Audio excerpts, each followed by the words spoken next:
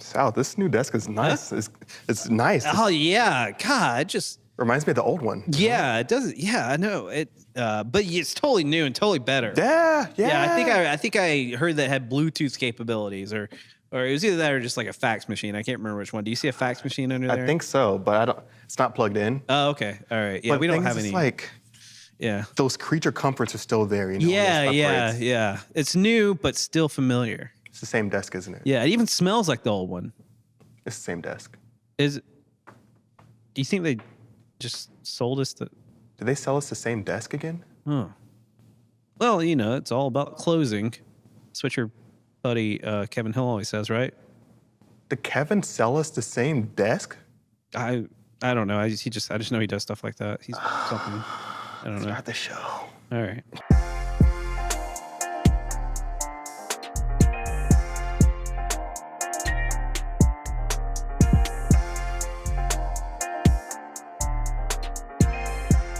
Ladies and gentlemen, boys and girls, everyone, welcome back to the Economy Lately. South, we're back. Oh, yeah. It's been a while. It has been a while. I feel like we say that all the time, but it's been a real long while. It's been a long while. Yeah. Some traveling, stuff like that. Getting into the economy, service spending. Yeah. We did have that little bust up on the river cruise in Alabama. That happened. Yeah. Free entertainment there. Yeah. So, but, you know, we recovered. Barely. Mm-hmm. Barely. And I'm just glad that we're all back here and you're all tuning in for Economy Lately. This episode, of course, we have to jump into some of the latest trends that have happened since our last episode. And what we're going to talk about is really some of the parts from the consumer, of course, what's going on in the macroeconomy, and of course, what it all means for freight. So without further ado, let's jump in. And first thing that we have to jump into is going to be consumer credit. And this was an interesting report. So we saw revolving credit take a step back, and that's a good sign, I think, and at least that consumers are starting to spend maybe a little bit less, and maybe we'll start to see that savings rates go up, but non-revolving is still going to be an issue. And we're going to get to that a little bit later, but really looking overall at that consumer credit, of course, there's going to be some headwinds to that, interest rates going up.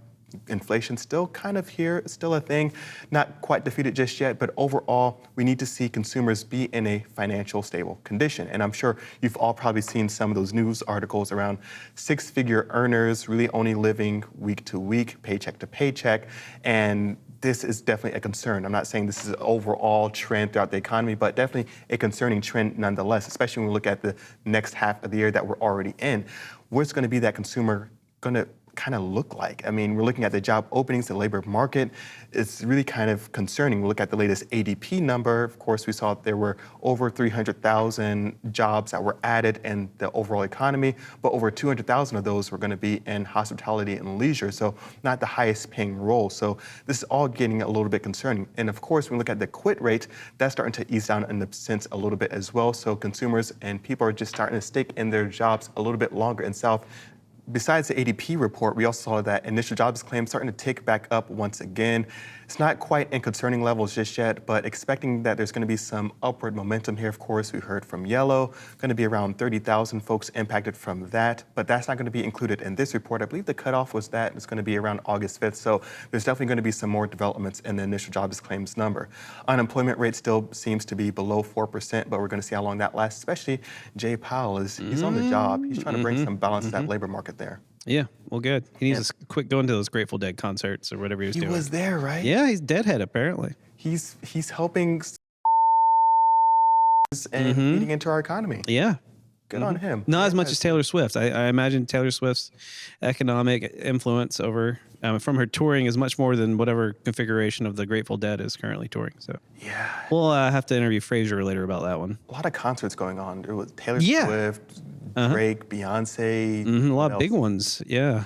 Barbieheimer happening. Yeah. All this happened since our last episode. Yeah, it's like the box office had its like best month since the pandemic, I'm pretty sure. Yeah, so services are just booming ahead. And so this is all very interesting, especially as we start to see in the supply chain, inventory starting to find somewhat of that balance again. And so if you look at things like the LMI inventory measurements, it start to show that maybe there is that correction that is getting into place. And really, that also kind of begs the question is, are really companies are going to start to get into just in time once again? Are there going to be, these redundancies built out in the supply chain? Only time will tell. But there is going to be a lot of headwinds, I think, going into the latter half of the year. If we look at some of the earnings from a lot of the companies that have reported, a lot of them are downgrading their expectations for the remainder of the year. So that's definitely going to be something to watch and really tempering those expectations for the remainder of 2023. We're looking at things upstream. There's still some headwinds there as well. We're looking at things like the ISM PMI, still in contraction territory. A lot of regional Fed indices also showing that there's going to be some resistance there. I can only imagine that there was a lot of pull forward from a lot of manufacturing because interest rates are increasing. A lot of folks want to get a lot of those orders placed, everything put in production before that there were any more increases in overall interest rates. This is going to be something to watch closely, but there's still some backlogs contracting, but some backlogs to be worked through there. And of course, infrastructure spending might also feed into overall freight volumes as well. Okay, but some of this is like secular. It's like the American way, right? You max out your credit cards at Christmas and then you spend the whole year paying them off, but then you know what's around the corner. Christmas, the holidays, other things, just to max your credit cards out again. I thought that's how you do it, right? Yeah, and that's the thing. So if consumers are already starting to max out some of their credits and credit cards and spending so much, what does that leave for the holidays? And it's like that consumer stamina. Where does that all sit right now? And really, that kind of gets into some of the other aspects of consumer spending because we're also seeing some concerning spending. I think that's going to be a huge story maybe in a few months from now. Yeah. Or maybe right around the corner. And that's going to be around auto loans. And of course, student loans coming back, that's also going to be a big thing. And I think before you see someone that's going to maybe default on their house, they're going to sell their car first and try to get out of that. And I think that's also going to feed into a maybe nasty cycle. Not saying that the sky is falling, but something certainly to watch for sure. Well, we've always been a cancel Christmas type community around here on the economy lately. So I think that's... You're getting rid of... Are you the Grinch? Is this how South stole Christmas? Yep. How Christmas went down south? Also, got to mention CPI just got released. Saw that the most recent release showed an increase to 3.2%. There's some easing going on overall from the highs that we saw, of course, over a year ago. But overall, there is some, I would say, some stickiness, even though it's starting to come down quite a bit from those highs. I'm going to be watching energy prices. We're starting to see some tick-ups in energy starting to come up, and that's been one of the largest detractors from the CPI as of late.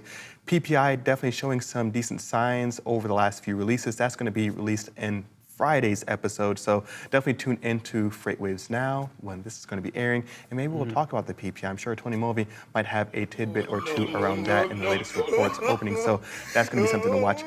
Of course, energy is going to be one of those big segments within the CPI that's going to be one of the largest detractors over the last few months here, but something that is definitely finding some upward momentum. So it's going to be some resistance potentially for the Fed as they continue to work to tamp down overall inflation. Going into next week, we're going to have some releases to watch out for. That's going to be around retail sales, industrial production, and of course, initial jobs claims. And of course, we're also going to have to cover housing starts because the housing and construction market is definitely interesting as of late. All right. Well, good to know. Yeah. Yeah. That's pretty much it in the economy right now. Okay.